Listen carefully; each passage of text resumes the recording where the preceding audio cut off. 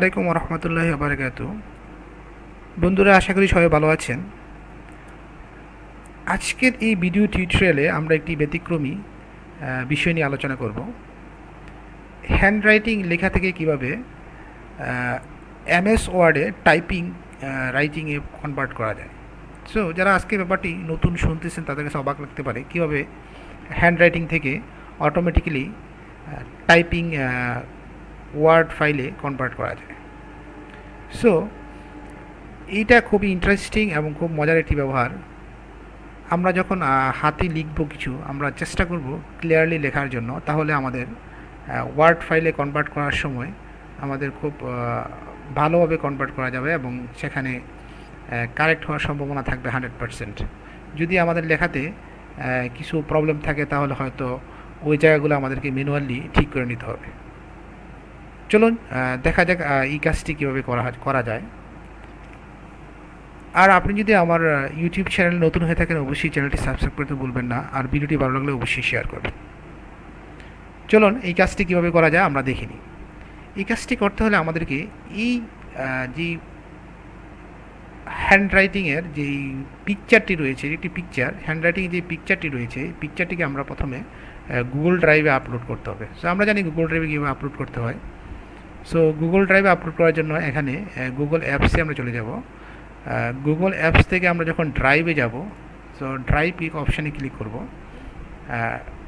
তখন আমরা এখানে নিউ নামে একটি অপশান পাবো। আমরা যখন নিউতে ক্লিক করব তখন আমরা দেখব ফাইল আপলোড। সো এখানে আমরা ফাইলটা আপলোড করতে পারবো।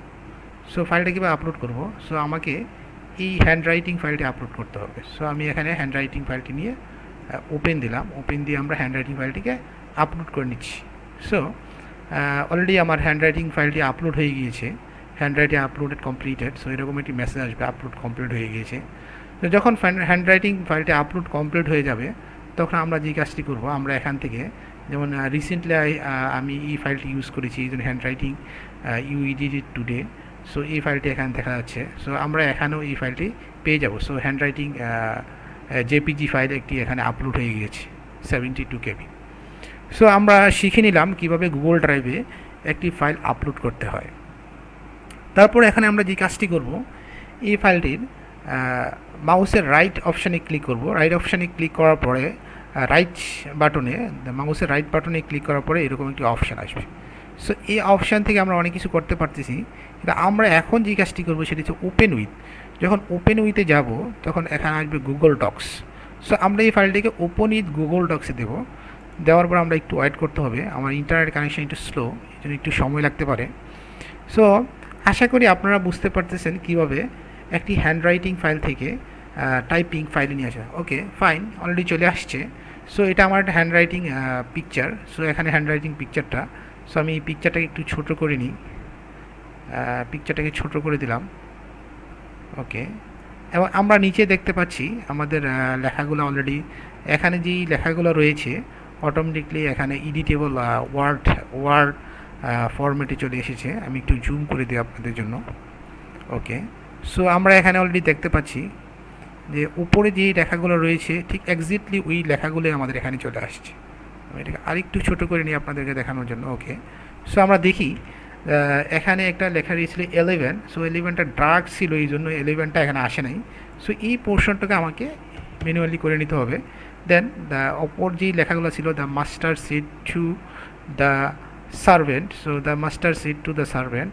তারপরে এখানে ক্লোন ছিল, ওইগুলো ঠিক এক্স্যাক্টলি ডট ক্লোন যা কিছু আছে এক্স্যাক্টলি চলে আসছে।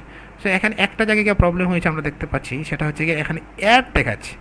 সো যখন আমরা ক্যান্ট রেখেছি এই লেখাটাকে, এখানে সে ধরতে পারেনি। সো আমরা এটাকে সিতে পরিণত করে দেবো। সো অলরেডি কান্ট হয়ে গিয়েছে। সো আশা করি আপনারা বুঝতে পেরেছেন কীভাবে। আমি একটু লেখাটাকে একটু বড় করে দিই, তাহলে আপনারা আরও ভালো বুঝতে পারবেন। 18 ওকে। সো এখানে দেখা যাচ্ছে অলরেডি। সো এখানে আরেকটি জিনিস আপনাকে বলতেছি, এখানে 12 ছিল হ্যাভ ইউ হিয়ার্ড। সো এটা চলে আসছে এখানে। সো আমরা এখানে একে এন্টার দিয়ে এটাকে 12 দিয়ে দিলাম। So have you heard a sound.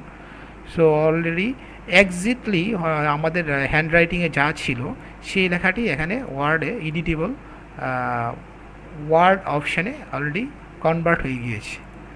So আশা করি বুঝতে পেরেছেন কিভাবে একটি হ্যান্ডরাইটিং থেকে কিভাবে আমরা লেখাগুলোকে ওয়ার্ডে টাইপিং ফরম্যাটে চেঞ্জ করতে পারবো।